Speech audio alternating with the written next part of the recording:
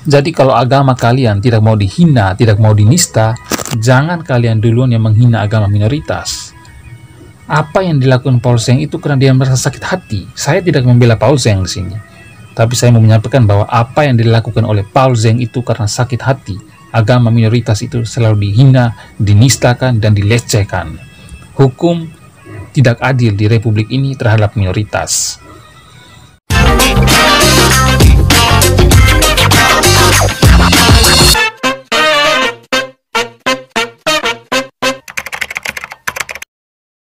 Oke, jumpa lagi bersama saya, dan di kesempatan kali ini saya akan membahas tentang Joseph Paul Zeng. Joseph Paul Zeng ini ogah untuk meminta maaf kepada umat Islam atas statementnya, pernyataannya yang telah menghina agama Islam. Kenapa Joseph Paul Zeng ini tidak melakukan permintaan maaf? Karena dia melihat dari sosok Abdul Thomat. Ketika Abdul Thomat ini melakukan penistaan terhadap agama Kristen, dia tidak mau minta maaf.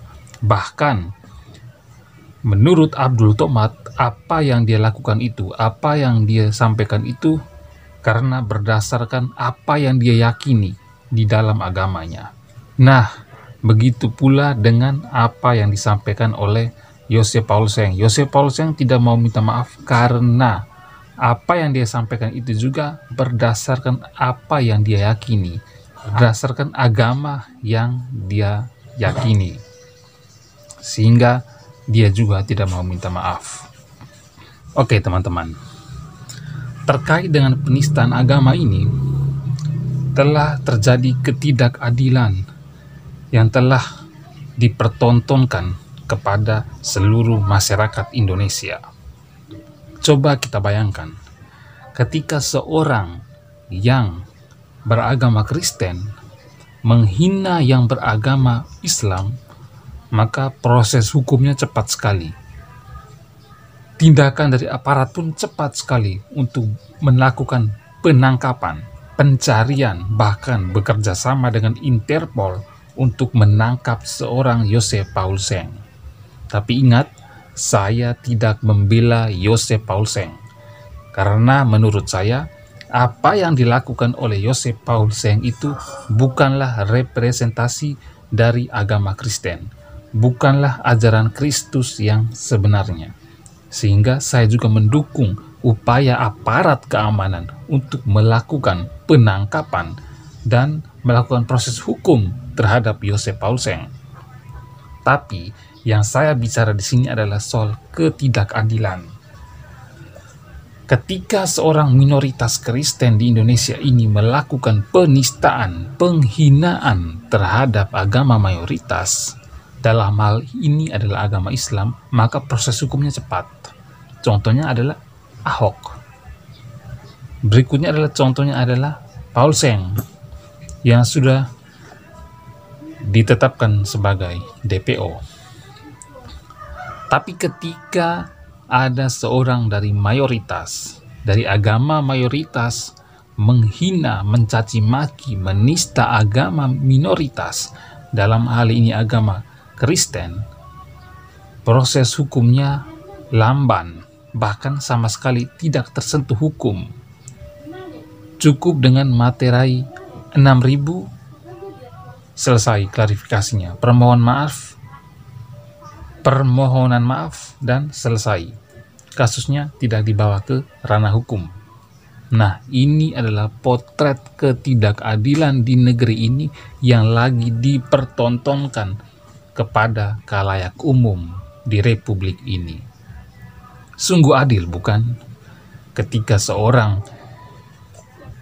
minoritas diperlakukan tidak adil dengan yang mayoritas. Teman-teman, penindasan terhadap agama minoritas di republik ini bukan hanya pada penistaan saja, tapi penindasan dalam hal ini adalah ketika orang mau beribadah dilarang, gereja disegel,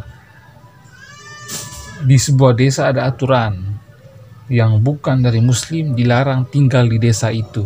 Ada tindakan rasis di situ. Ketika orang berdoa diganggu, ketika orang lagi beribadah diganggu. Membawa tape mini kompo, buka musik keras-keras, mengganggu orang lagi beribadah. Masalah IMB, izin mendirikan bangunan pun dipersulitkan, dan lain sebagainya. Itulah ketidakadilan yang dilakukan terhadap mayoritas ke minoritas. Lalu muncullah sosok seorang pahlawan, namun bukan pahlawan untuk umat Kristen, tapi pahlawan untuk diri sendirinya, karena apa yang dia buat itu bukan representasi dari ajaran Kristen dan ajaran Yesus Kristus, melainkan dari ajaran diri sendirinya. Dan itu jelas bertentangan dengan hukum yang ada di Republik ini, yaitu Paul Seng. Paul Seng ini, atau Joseph Paul Seng ini, harus berangkat ke luar negeri. Bahkan pengakuannya dia telah pindah ke warga negaraan. Di sana dia melakukan penistaan terhadap agama Islam. Kalau seandainya Paul Seng melakukan di Indonesia, tentu dia akan mudah tertangkap dan diproses hukum, bahkan mudah dipukuli oleh amukan massa. Sehingga pilihan dia tepat luar negeri, karena luar negeri dianggap tempat yang aman untuk dia bebas mengekspresikan, bebas menyampaikan apa saja yang dia inginkan, termasuk dia melakukan penghinaan terhadap Islam. Teman-teman, saya melihat ketika ada oknum penceramah yang melakukan penistaan terhadap agama Kristen, itu pasti akan dibela. Mereka akan dibela oleh sesama ulamanya. Mereka akan dibela oleh pengikutnya, oleh kaumnya. Ya, seperti itu. Dan ketika aparat mau melakukan penangkapan terhadap ulama, oknum ulama yang melakukan penistaan terhadap agama Kristen ini, pasti ada seruan-seruan di balik itu. Selain membela, mereka juga akan berteriak bahwa telah terjadi kriminalisasi ulama. Karena ulama yang ditangkap itu telah melakukan penistaan agama minoritas, tapi mereka berteriak di luarnya nanti adalah polisi, aparat keamanan telah melakukan kriminalisasi ulama. Padahal tidak. Padahal apa yang dilakukan oleh aparat itu adalah karena ulama itu atau oknum itu telah melakukan pelanggaran terhadap hukum yang ada di Republik ini. Saya adalah bagian dari kelompok minoritas di Republik ini. Sangat mengharapkan kepada sesama minoritas di negeri ini untuk kita tidak usah berkecil hati, menangis, bersedih, bersusah hati, dan lain sebagainya. Percayalah bahwa ketidakadilan terhadap minoritas ini akan berjalan terus-menerus tanpa ketegasan dari aparat keamanan dan pemangku kebijakan di Republik ini. Kita akan terus ditindas, kita akan terus dihina, dicaci maki. Tuhan kita akan dinistakan, simbol-simbol keagamaan kita, sembahan-sembahan kita akan dinistakan, dihina-dinakan. Jadi percayalah, jangan mengharapkan keadilan terhadap minoritas di negeri ini. Kita tidak akan diberlakukan secara adil di negara kita ini. Kita akan ditindas terus, teman-teman.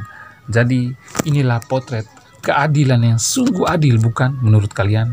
Sungguh adil sekali ketika seorang mayoritas menghina minoritas, dia tidak diberlakukan sebagaimana mestinya. Seolah-olah dia ini kebal hukum, bahkan dia dibela. Tapi ketika ada seorang minoritas yang melakukan penistaan, penghinaan terhadap agama mayoritas, cepat sekali dia untuk dijadikan tersangka, dicari tahu di mana lubang dia bersembunyi. Inilah potret ketidakadilan di negeri ini yang sungguh adil. Jadi kita jangan berkecil hati, kita jangan bersusah hati.